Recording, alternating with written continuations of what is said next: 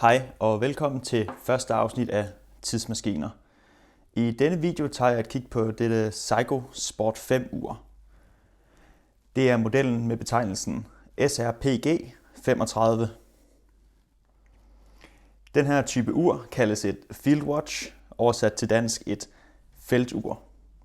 Det er altså et ur, som der er beregnet til i gåseøjne felten. Det gør sig blandt andet synlig ved den meget letlæselige urskive, den matte finish på urkassen her, men også den her kakifarvede NATO-rem. Lad os lige starte med at tage et kig på urets dimensioner. Selve urskiven den er 32 mm i diameter, og urkassen er 39 mm.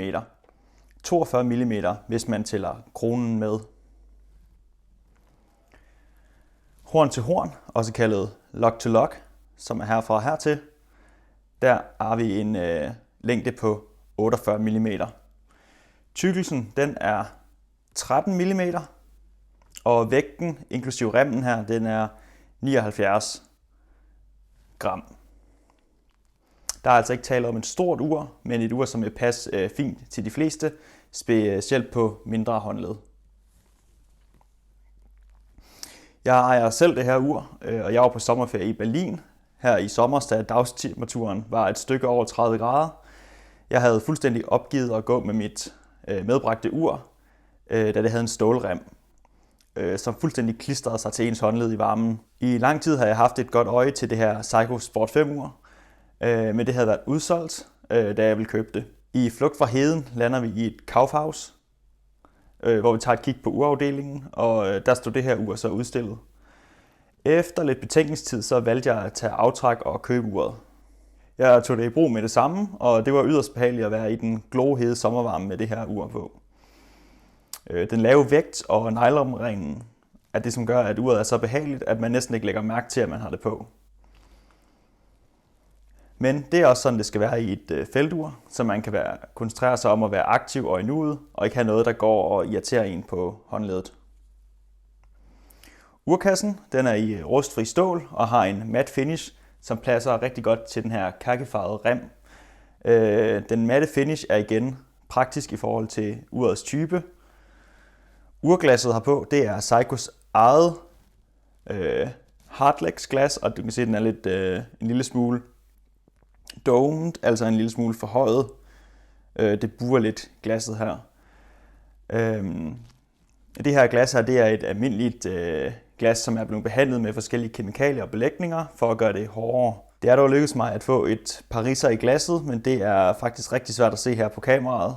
Og der var også virkelig kontakt med nogle flintesten, der strak ud af noget beton. Til almindelig brug, hverdagsbrug, så er det uden tvivl fint, men det er ikke helt så modstandsdygtigt som f.eks. safirglas. Glasset er som sagt Seikos eget, ligesom mekanismen er. Det er altså Seikos eget urværk, og det er et automatisk urværk af typen 4R36. Det har en kraftreserve, en power reserve på 40 timer. Det har DACO-mekanisme, mulighed for optræk. Og til sidst hacking, som jeg synes er et must i et feltur. Og hacking det er her, hvor at sekundviseren den stopper, når at du hiver kronen ud.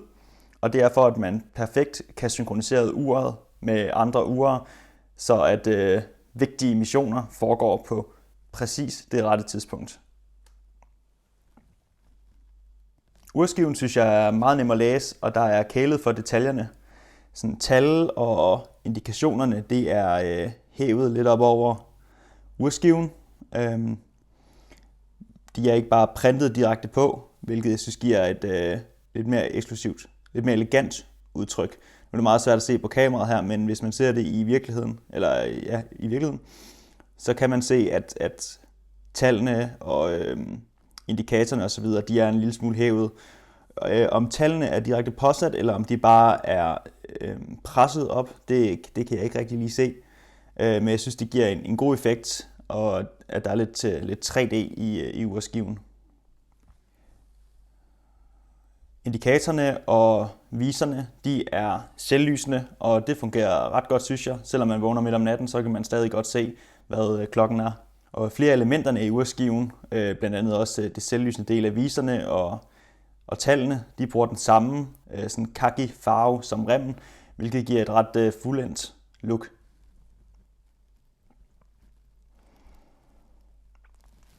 Og som I kan se, så er selve baggrunden her på urskiven, den er også mat sort, hvilket igen taler ind i det her mere praktiske frem for fancy look, som det her ur har. Til sidst så har vi remmen, som er sådan en kakifarvet NATO-rem af nylon, som er ret almindelig på et feltur, da de er både holdbare og lette. En rem, der blev opfundet til brug på militærure til soldater, så det er lavet til at holde. Remmen på det her ur, synes jeg dog ret hurtigt viser nogle tegn på slid i de huller, som der bliver brugt mest regelmæssigt. Men sådan er det jo, når man tager det af på hver dag. Jeg ved ikke, om det er meget almindeligt på de her remme her, men det gik ikke ret lang tid, før at de så sådan her ud.